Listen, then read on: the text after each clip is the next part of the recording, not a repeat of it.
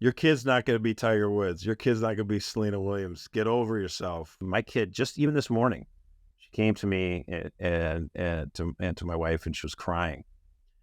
And she was crying because she's been trying for weeks and weeks and months to line up a play date with her friend. Her friend is maybe against her will, is on all these travel teams for like volleyball and soccer or something like that. And so just trying to arrange a date, and they finally had it locked up, and then at the last minute it fell apart, and she was just in tears. She just wants to be with her, her best friend, and it's hard to get to. What have we done to our kids that the two kids are just, they're super friends. They'd love to be with each other. And actually the other kid doesn't even want to play this much sports. Honestly, it's the parent. Yeah, so the travel team trap has lots of causes, and one of the reasons I call it a trap is because a lot of parents who end up in it didn't intend to, maybe even tried to avoid it, but got sucked in. So one of the goals with this book is to sort of say, some of the decisions you think you have to make, you can make the opposite decision. We mentioned smartphones and social media earlier. A lot of parents just don't even think, oh yeah, my iPhone 10 is now outdated. Let's give that to Susie. This is the thing we got to do. Everyone else is doing it, right? And you don't have to. And the same is with intense elite youth sports. You don't have to. Now, part of the problem is that it becomes harder to do regulars. But Little League, it was everything from a kid who couldn't swing a bat to a kid who was going to hit home runs for Rutgers University. And so nowadays, though, if everybody else is pulling their kids and putting them in elite baseball, you show up at the Little League practice and nobody can throw a strike. I love baseball, Josh, but a walkathon with a bunch of 11-year-olds who can't get the ball over the plate, like the 5-run rule gets hit because there were 9 walks. That's purgatory right there.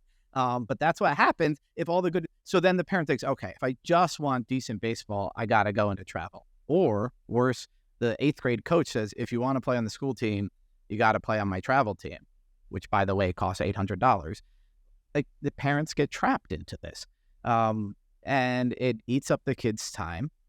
And it's nice maybe to drive to Delaware with your daughter for a weekend field hockey tournament, but to do it every other weekend, 9 months out of the year, it destroys the family culture, and it causes burnout. The kids don't come to love the sport. I remember meeting kids who were like, "Oh yeah, I played varsity. I got to play in college. By the end of my freshman year, I quit. I was tired of baseball." I was just thinking, how do you get tired of baseball?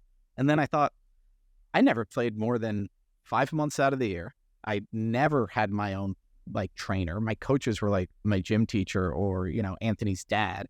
And so I got the right amount of baseball that I loved it, and I played as long as I possibly could. These other guys, they got intensive training.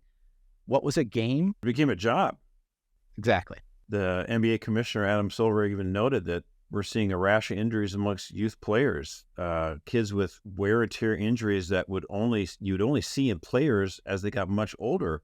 I mean, I initially objected to this kind of parent, the travel team trap, when I saw it encroaching on Sunday mornings. I thought this is crazy. There used to be at least an unwritten rule, like try to avoid games on Sunday.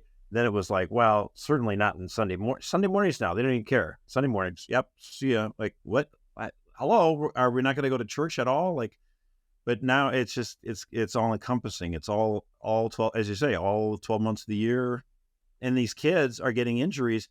Kids that are having Tommy John surgery for pitchers, for their elbows or whatever. That's the kind of stuff that they would do. It's named after a player, and this kind of stuff that you would do, to give an extension on a pitcher's career. They had this surgery like in their 30s or something like that. Now, teenagers.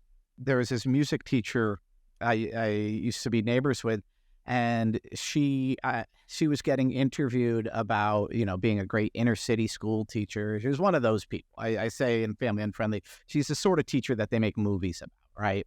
And somebody asked her in one of these interviews, is your dream to see one of your students on stage at the Kennedy Center, the big performing arts center in DC? She couldn't stop herself. She laughed out loud. She was like, no, let me tell you about my dream student. His name is Victor. He played piano I think he still plays piano. He's now a park ranger in Utah. He's gotten into ballroom dancing. And every time he gets into something new, he writes me a long email about how much he loves it, whether it's geology of, Utah or ballroom dancing or trying to be a singer or whatever. She said, he's such an expansive person. And that word expansive, I thought, yes, that's what we want for our children, is to be expansive. So even in baseball, I noticed when I had the temptation of thinking, well, my oldest son, we both have boys named Charlie. My oldest son is a Charlie. He was really slow when he was younger. I was like, he's slow, but he's got a good arm. At the school where he's going to go, there's a short right field. Maybe if we put him out there. And I started explaining this to one of the teachers, and they started laughing. They're like, Tim, you're overthinking this. You have no idea. He might become a lacrosse player, which to me is like saying maybe he'll be a Yankees fan or he'll leave the church or something like that. Last year, Charlie played all 9 positions. And some other dad was talking about, well, I just want my son to get more reps at third base because I really think that's where his chance is. And I was like, this sort of thing I was saying 5 years ago. No, let him play every position. Will this get in the way of him being the best at a single position? Yes. But that's not the point of childhood. It's to expand. It should be expansive, not intensive.